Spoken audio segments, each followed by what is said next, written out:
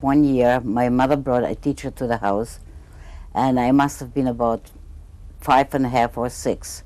And the teacher started to teach me everything: Hebrew, Polish, Yiddish, arithmetic. And for 3 months, I did that at home. And all of a sudden, spring came around, and she said, "You're ready to go to school." And she took me to school, brought me into the office, and she said, "From now on, you're on your own." And the teacher took me by the hand and brought me into the first grade. And I didn't know a thing about school, and the children were laughing at me. But most of the children must have had kindergarten. I did not. And that was on a Friday I will never forget. When I came home the whole Sabbath, I cried. And I said, "I'm not going back to school." All the children were teasing me, and they laughed at me. And so my mother said, "You ought to go back on Monday, and you ought to go to the second grade and not to the first." And so I came in on Monday, and I stayed outside of the first grade, and I would not enter it. And one of the teachers came by, and she says, "Why aren't you in your classroom?" And I said, "I will not go in because my mother told me that I belong in the second grade." And the teacher looked down at me, and she says, "What do you mean second grade?" My mother said, "I can read Hebrew, Polish, and Yiddish, and I belong in the second grade." And my mother would not take me. And the teacher said, "Okay, you have some books?" And I said, "Yes." And I took out the books, and she said, "Read." And I read in all 3 languages, and I was promoted instantly in the second grade. At the very beginning, for about, I don't know, maybe 4 or 5 months, I went to a cheder. It was not very pleasing to me because the rabbi was a strict man, and he was trying to teach Hebrew, which I didn't really care much about.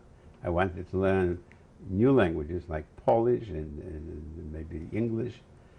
So I left the cheder. I didn't About continue. how old were you then? I was about 5, 6 years old. When I was 4.5 years old, my father took me to a ballet school. The boss of the ballet school was a Russian lady, around from Petersburg, Savina Dolska, and I was learning their ballet. I finished in 1939, 2.5 months before the war. I danced in the theater, I sang in the theater, in Jewish, and they called me the Wunderkind. And everybody did know me because of my pictures. They were all over. I was very happy. I loved the school because I was between children. I loved very much children.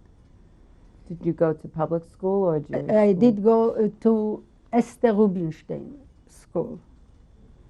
It was our minister, the Jewish minister, Rubinstein.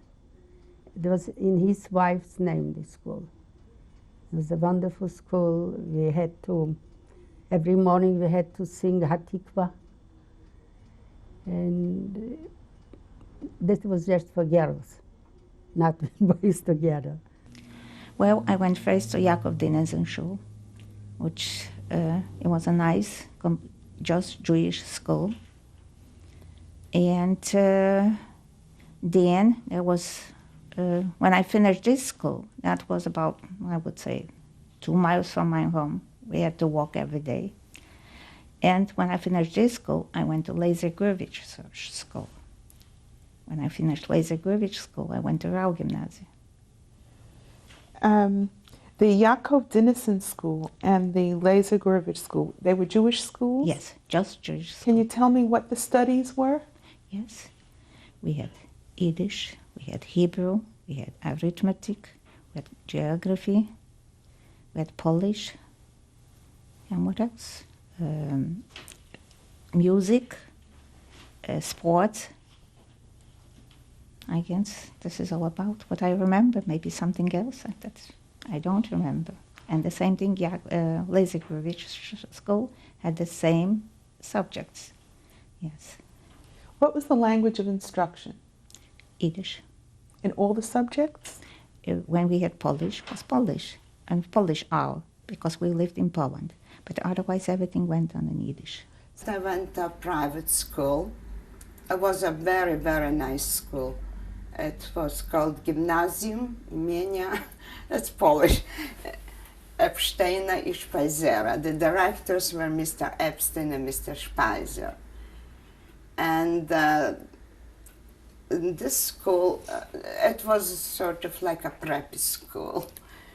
The building was very nice, and we had gardens, we had skating rink, we had a little pond with, it was a very good school though, a very high level, educational level. And there I went for 4 years to get a diploma, and after that, if you wanted to go to university, you went another 2 years. That was called Lyceum. And then you got your matura, which means certificate of maturity. And it took a whole month to pass all these exams, oral and written.